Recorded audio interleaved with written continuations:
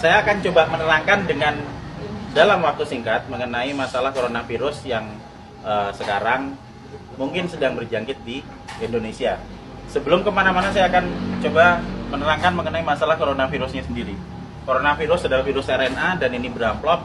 Kalau virus beramplop kita akan membayangkan itu seperti balon, kemudian ada spike-spike-nya di sana. Nah, spike yang di luar ini terdiri dari lapisan glikoprotein.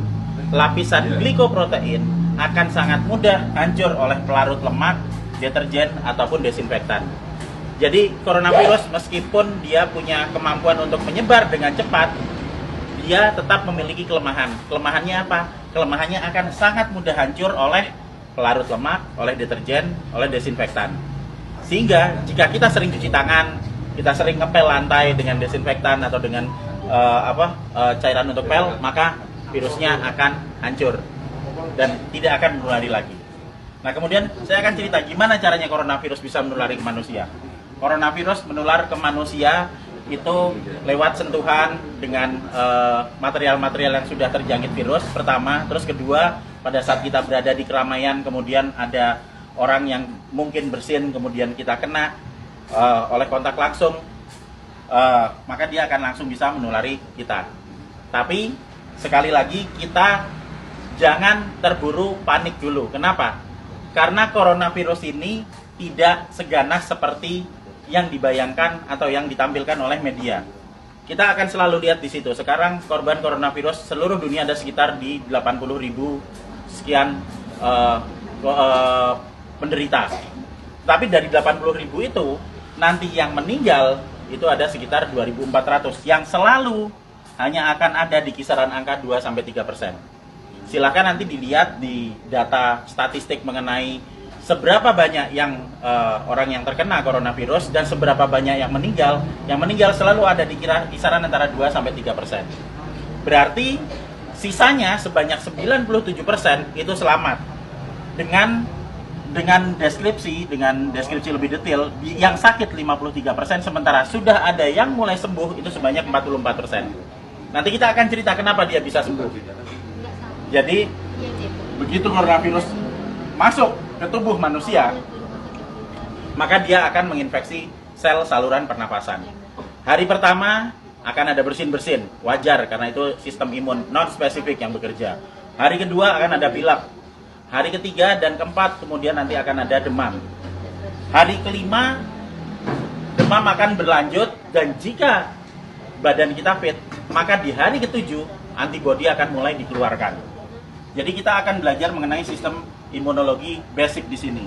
Pada saat terkena pertama kali, maka tubuh perlu waktu 7 hari untuk memasukkan data mengenai virus yang masuk ke sini ke sel memori. Di hari ketujuh, ini ada antibodi. Hari ketujuh antibodi akan meningkat, akan keluar di sini hari ketujuh. Hari ke-14 dia akan naik sampai ke atas maksimal. Nah, pada saat antibodi naik di sini, maka antibodi itu akan dipakai untuk melawan virus corona. Karena antibodi sifatnya spesifik. Antibodi anti corona hanya bisa dipakai untuk menangani virus corona. Dan itu akan dikeluarkan 7 hari pasca infeksi. Yang akan sampai di puncaknya di 14 hari. Pada saat antibodi sampai di puncak, maka virus corona akan ditangani oleh antibodi di dalam tubuh kita sendiri. Karena virus hanya bisa ditangani oleh antibodi. Beda dengan bakteri. Bakteri bisa pakai antibiotik, virus nggak mempan. Hanya oleh antibodi. Dan nanti antibodi akan berlanjut turun sampai di minggu ketiga. Apa yang terjadi di minggu ketiga pada saat antibodi sudah mulai turun? Berarti infeksi yang ada di dalam sudah ditangani oleh antibodi yang tumbuh dalam kondisi maksimal di umur 14 hari tadi. Jadi sesudah 21 hari otomatis virus yang ada di dalam badan kita sudah tertangani. Apa yang terjadi kalau nanti ada serangan virus lagi? Jika ada serangan virus lagi, data yang ada di sel memori akan dikeluarkan sehingga respon imun kedua akan berlangsung 24 jam sesudah paparan.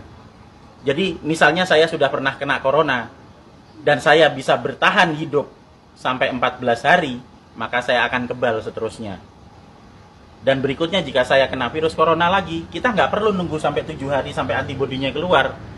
Sekarang kena, maka besok antibodi sudah dikeluarkan. Itu sebabnya 44% orang bisa sembuh bahkan tanpa vaksin karena vaksinnya belum diketemukan.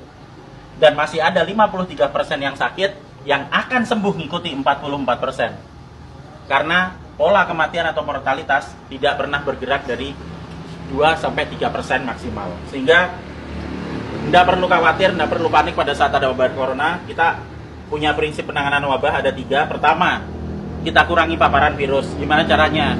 Untuk kita pribadi hidup sehat, sering cuci tangan, jaga kebersihan tubuh, sering mandi. Kalau misalnya kira-kira kita khawatir terjangkit, ya jangan datang ke tempat keramaian yang banyak orang sakit.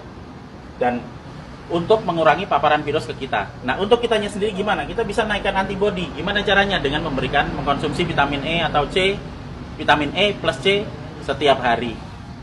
Plus madu. Karena madu bisa dipakai untuk energi, sementara vitamin E dan C akan bisa dipakai untuk menaikkan produksi antibodi.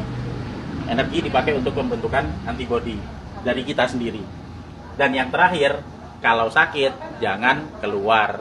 Di rumah aja, terus kita beri terapi, kita sembuhkan, makan yang benar, kita melakukan pola hidup sehat, sehingga jika itu nanti sakit atau misalnya katakanlah demam, panas dalam waktu 4-5 hari itu wajar, nggak usah panik, biasa aja.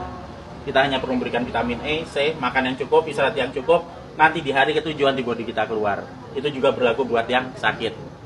Sehingga sebenarnya kita semua akan bisa menangani wabah coronavirus ini, asal kita bisa tahu basicnya seperti apa, ilmunya seperti apa, dan yang paling terakhir jangan panik, santai aja.